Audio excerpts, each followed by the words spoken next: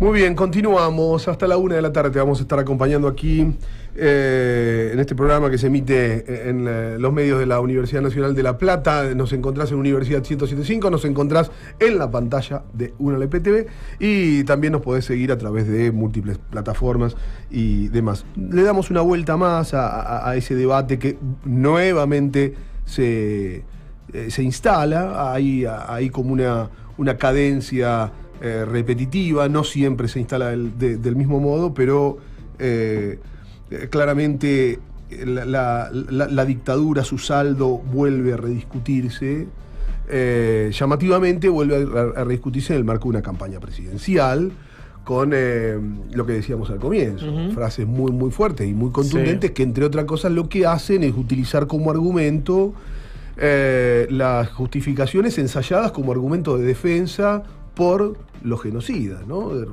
Replicábamos aquello que decía Macera y un contenido muy, muy similar a lo que decía la otra noche, el domingo por la noche, el candidato Milei en sus palabras respecto a los derechos humanos, cuando le tocaba hablar sobre derechos humanos. Nos vamos a dar un gusto, vamos a hablar con un gran escritor argentino, además un hombre que piensa y enseña literatura. Martín Coan está del otro lado de la línea. ¿Qué tal, Martín? ¿Cómo te va? Buen día. Gabriel Morini te saluda. Esto es No Corras, es un programa que se emite en los medios de la Universidad de La Plata. ¿Cómo andás? ¿Qué tal? ¿Cómo están? Buen día, un gusto hablar con ustedes. Gracias, igualmente. Bueno, nos interesa tu reflexión, porque sabemos es un tema sobre el que has reflexionado prácticamente desde siempre, en tu literatura, en tus ensayos.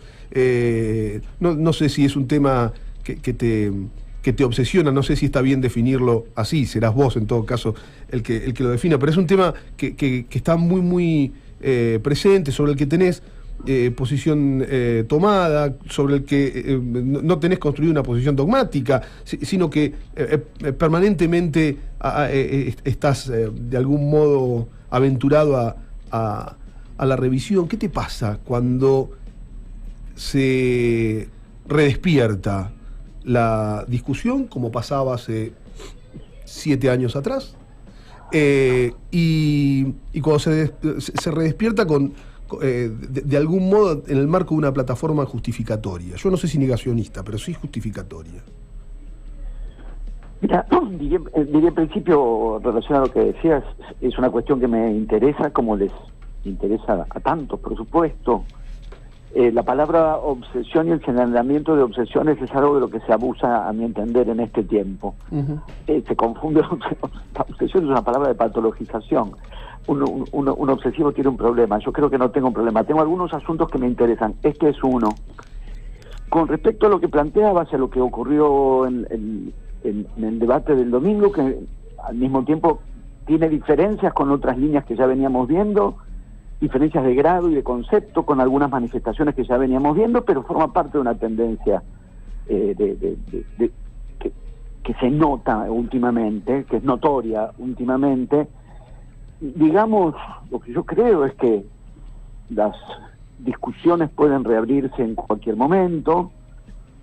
Uno, por supuesto, que puede tener casi diría la fantasía de cualquier debate es cerrar una discusión en el sentido de establecer una postura que se convierta en incontestable, pero en definitiva siempre es posible reabrir una discusión, siempre es posible que sea necesario recapitular y retomar ciertas cuestiones. Lo que resulta frustrante, por decirlo suavemente, es que se vuelva sobre ciertas cuestiones como si no hubiese ya un desarrollo de una discusión en curso. Es decir, una discusión se puede reabrir, de ser necesario se reabre y se retoma en los términos que haga falta. Formular un planteo como si la discusión empezara, o desconociendo por lisa y llana ignorancia o por mala fe, que ya ha habido un desarrollo sustancial en la sociedad, pormenorizado y bien elaborado, de ciertas cuestiones que hemos ido discutiendo. ¿Las podemos volver a discutir? De ser necesario, claro que las vamos a volver a discutir. Pero volver sobre esas cuestiones como si nunca hubiesen sido ya consideradas, debatidas, elaboradas, eso sí tiene algo de frustrante. Uh-huh. Martín, ¿qué tal? ¿Cómo estás? Buen día. Celina, Harry te saluda. ¿Algo había sucedido o habías tenido un cruce, recuerdo en su momento, con Darío Lo Pérfido, que también había vuelto sobre el tema de la cifra y de cuál era el número y cuál no? Y vos habías tenido un cruce en particular, ¿no? Si no me equivoco, en La Nación Más. Sí, fue un programa ya de hace unos años, aunque estoy al tanto de que un segmento de ese intercambio ha seguido circulando. Se ha viralizado, claro. En las redes, sí. Un segmento, ¿no?, de algo que tuvo su desarrollo esa noche, pero para no volver a esa noche, digo, justamente porque circula, no hay nada que yo pueda agregar, porque sería como repetirme o recitarme. Está dicho lo que tenía para decir al respecto. En todo caso, enmarcaría esa discusión y las discusiones que se puedan seguir desarrollando en términos de que tratar de afinar o de ajustar qué es lo que estamos discutiendo exactamente. Yo entiendo que lo que estamos discutiendo es la conceptualización de la figura del desaparecido. Uh-huh. Su homologación directa con lo que podría suponer el resultado de una práctica de represión en la que hay una cierta cantidad de muertos. Me parece que es una manera de falsear la verdad de los hechos históricos. Uh-huh. Porque lo que ocurrió y la manera en la que operó el terrorismo de Estado no puso a la sociedad frente a la situación en la que se desencadena una represión, se desencadena concretamente el terrorismo de Estado, pero no como una represión que deja una cierta cantidad de muertos. No fue eso lo que ocurrió. De manera que plantearlo en esos términos, plantear un criterio de establecimiento de verdad, cuando se discute una verdad, y se discute por una verdad, se discute también cuáles son los criterios de establecimiento de esa verdad. Plantear un criterio de establecimiento de verdad, de contabilización de cuerpos, que así es como se establecerían los muertos que hubo, es una manera de falsear la realidad histórica y la verdad de lo que ocurrió, que es que el terrorismo de Estado operó sustrayendo los cuerpos y sustrayendo la información en relación a esos cuerpos. Esto es lo que supuso la práctica sistemática de la desaparición forzada de los detenidos, la sustracción de los cuerpos y de la información. Es eso lo que se expresa, es esa la verdad que hay que interrogar, es esa la verdad con la que estamos lidiando. Dirigir la interrogación a las víctimas me parece cuanto menos sádico. La interrogación la dirige la sociedad al aparato represivo del Estado, que digan dónde están, que es lo que cantábamos en aquellas marchas ya en los años 80.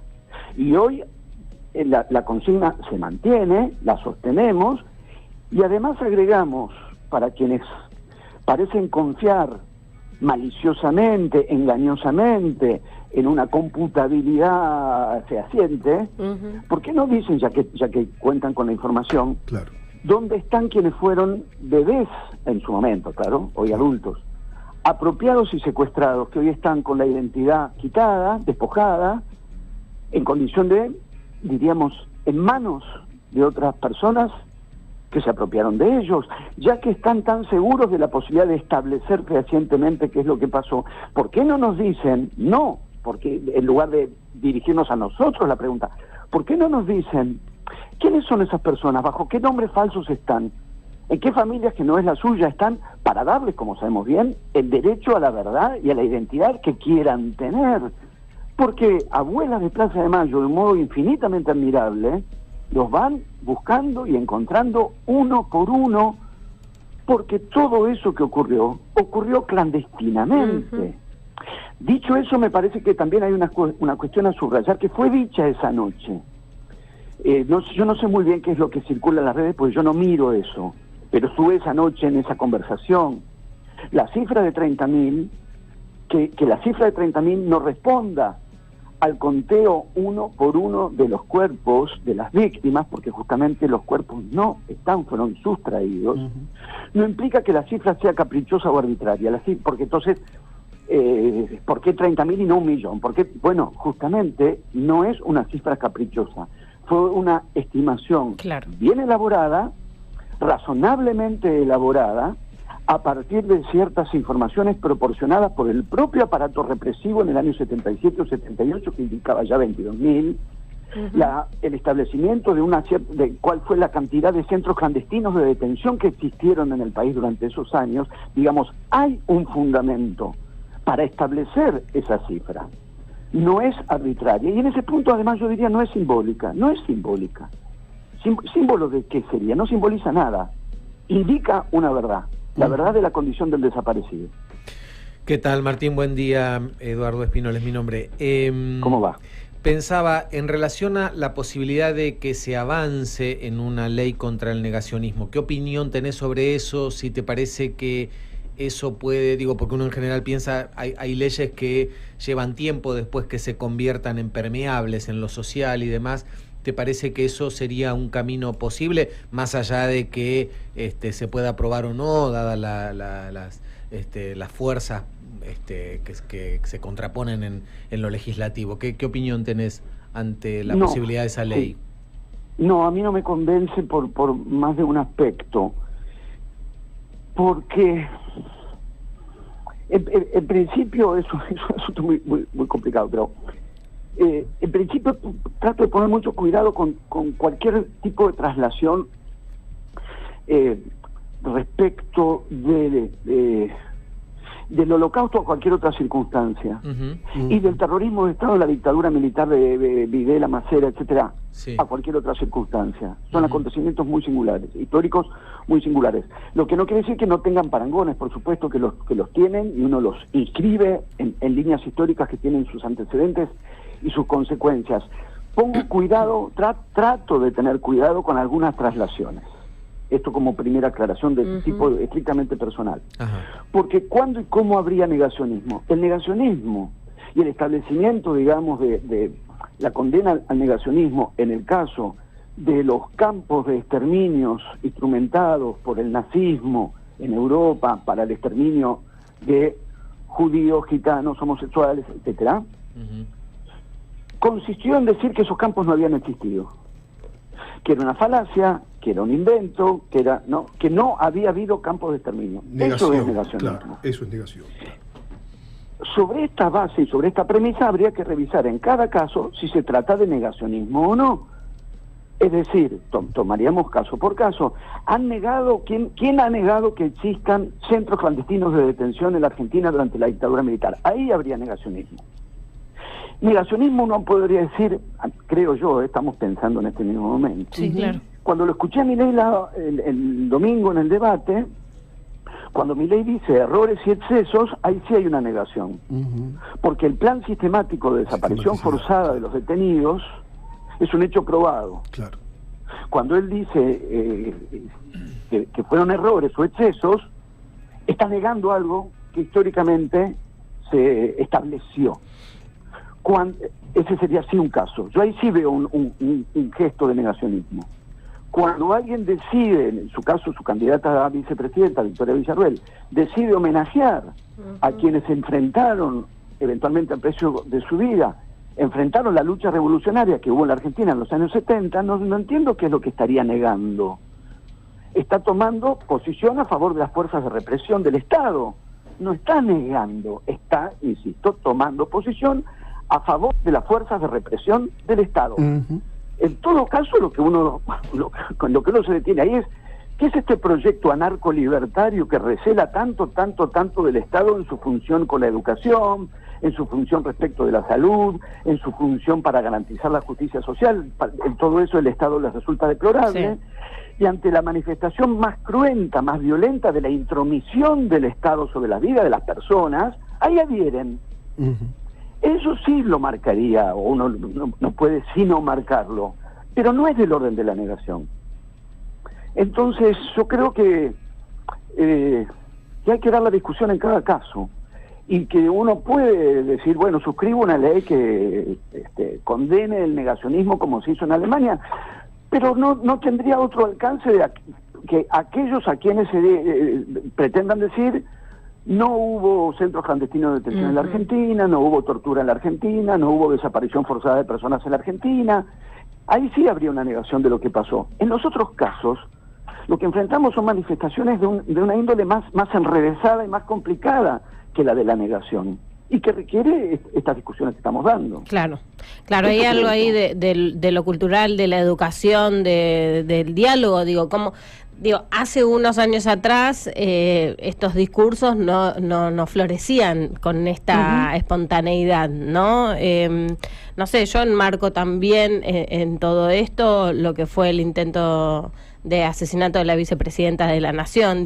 Hace unos años atrás no nos cabía esa posibilidad de que pasara así como si nada hubiese sucedido, por ejemplo, más todo lo que hemos escuchado y vemos, y esa posibilidad de que se hable de los demás a partir de tanto y semejante odio, ¿no? Hay que volver como a la cuestión más educativa y al trabajo más cultural, digamos.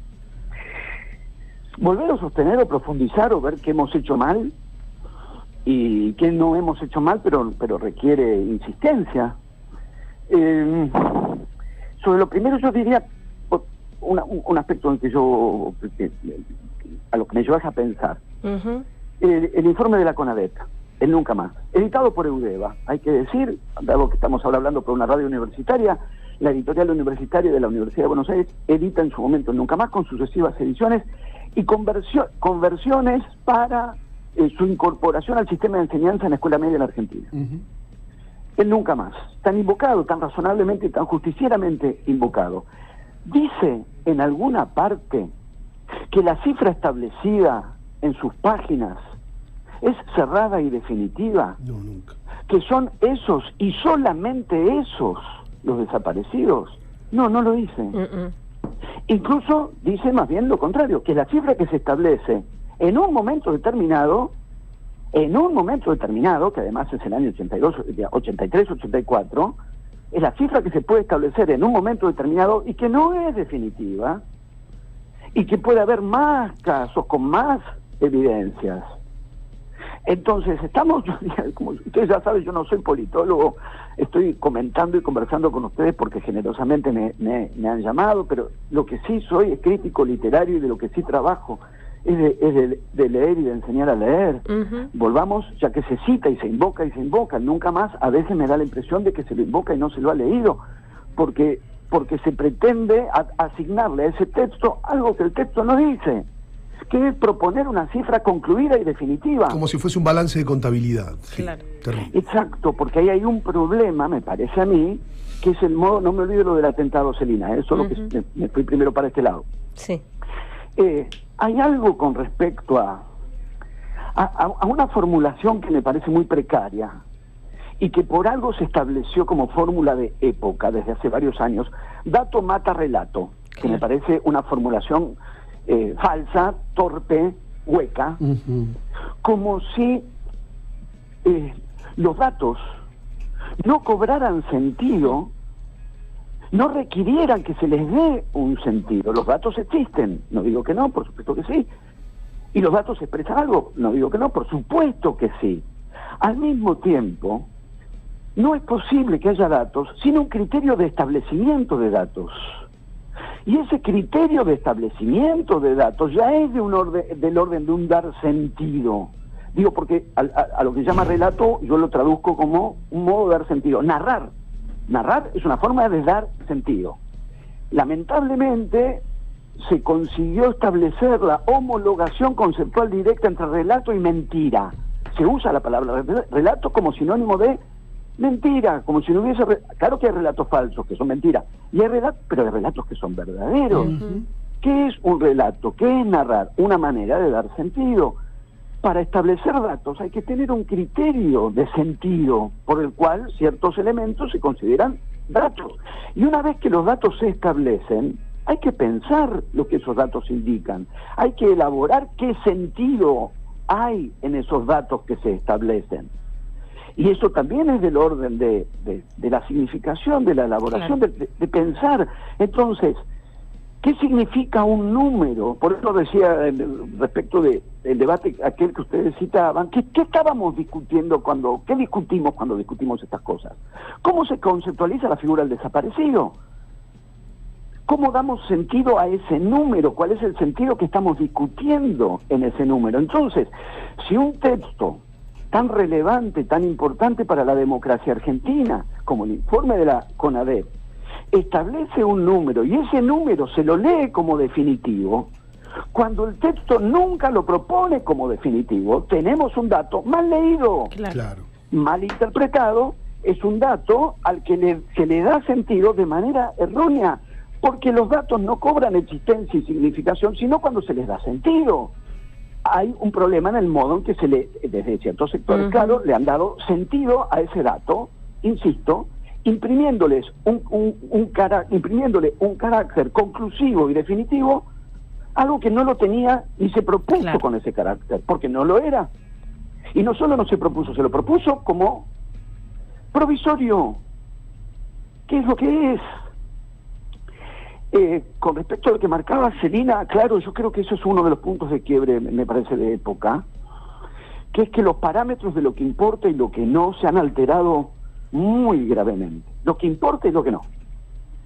Como si dijéramos, en las sociedades tenemos termostatos, permítanme esta figura, ¿no? Termostatos, que cuando ante una sobrecarga de tensión saltan los tapones, y esto puede ser del orden de lo que se hace y del orden de lo que se dice. Me parece que nos hemos quedado sin termostato, que es cosas que se dicen y que en otro momento habría significado que salten los tapones, se dice y no pasa nada.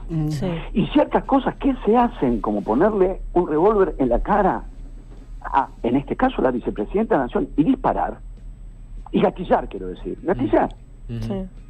Es del orden de lo gravísimo. ¿Qué pasa cuando esto ocurre y no salta ningún termostato? ¿Y qué pasa cuando ese termostato faltante, sigo con la mala imagen, empieza a tener efectos en la sociedad, en el sentido que se empieza a advertir que podés decir cualquier cosa, total, no pasa nada, y luego que podés hacer cualquier cosa, total, no pasa nada? Martín, me parece que en ese punto estamos. Lo último, pero hablo de mí ahí. A mí eso me obsesiona, precisamente de eso, de lo que estás hablando, en términos de... hay una pregunta que subyace a esa obsesión, si se quiere, que es ¿cómo pasó? ¿Cómo nos pasó eso de haber convertido cada una prácticamente de las guarniciones militares de la República Argentina y comisarías en sótanos clandestinos de tortura y vejación de el adversario político? ¿Cómo nos pasó? Es algo que a mí me permito la utilización de la palabra con la tan excelente definición que dabas vos al comienzo. Y hay algunos rasgos de narrativa epocal, ese quiebre del que hablabas recién en función de la pregunta de Celina, que de algún modo me preocupan y me asustan. Digo, estamos perdiendo la dimensión de lo verdaderamente grave, de lo verdaderamente importante, y cuando uno pierde esas dimensiones, aquello que vos citabas, el nunca más es la exploración en términos críticos, exhaustiva, de la matanza, de la degradación, para precisamente poder albergar ese propósito para reconstruirnos. Nunca más. Bueno, estamos poniendo en jaque eso. La sensación a veces es que estamos poniendo en jaque eso. Y aquella pregunta de cómo fue que pasó puede transformarse en, che, ¿y cómo no iba a pasar? ¿No? Sí, me parece clave lo que estás planteando. Por un lado,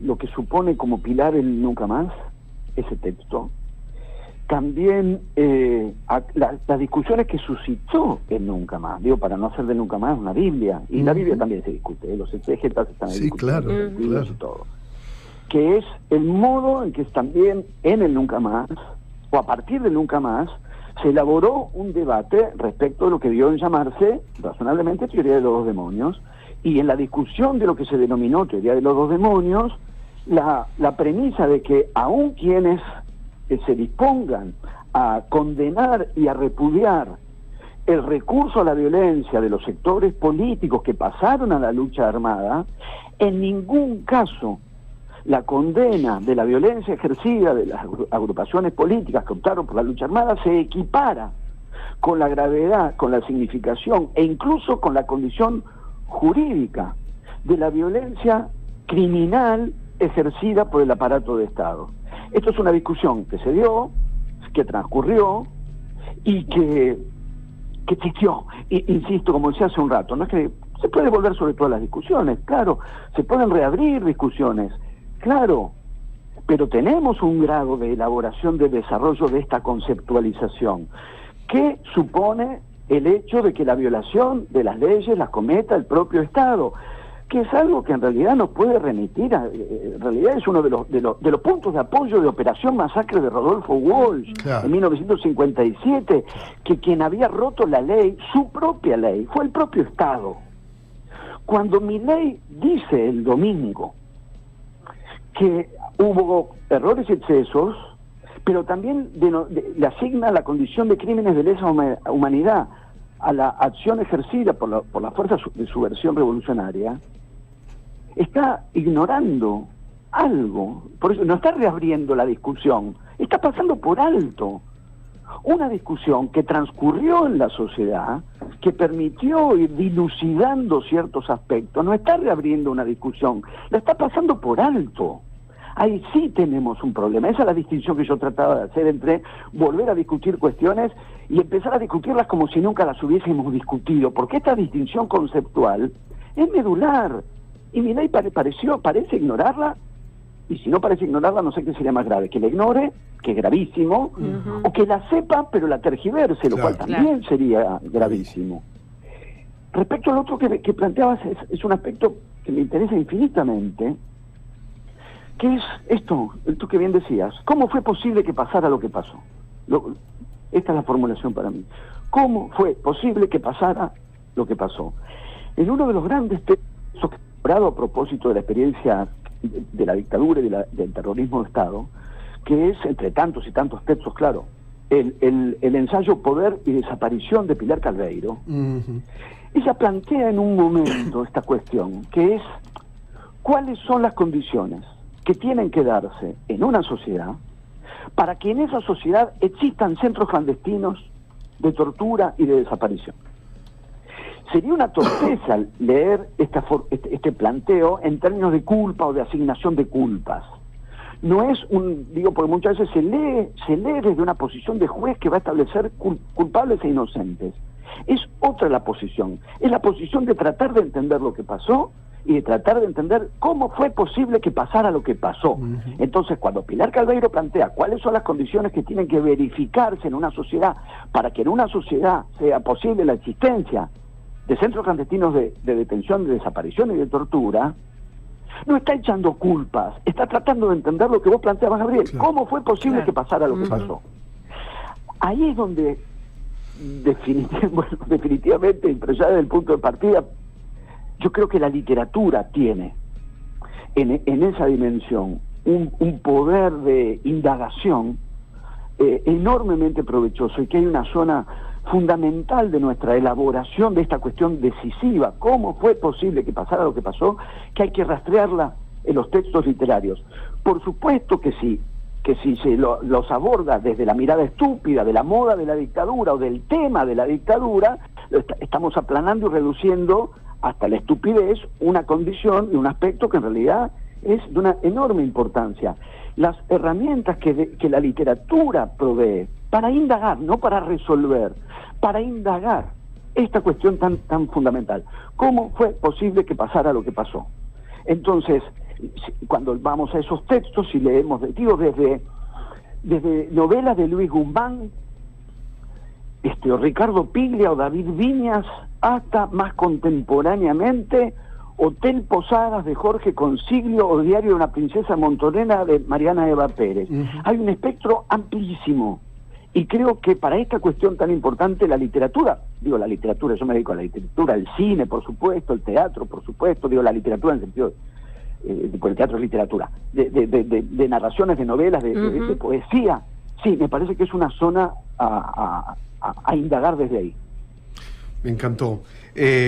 Yo aporto que el cine también me parece literatura, pero lo hablamos en otro momento, Martín.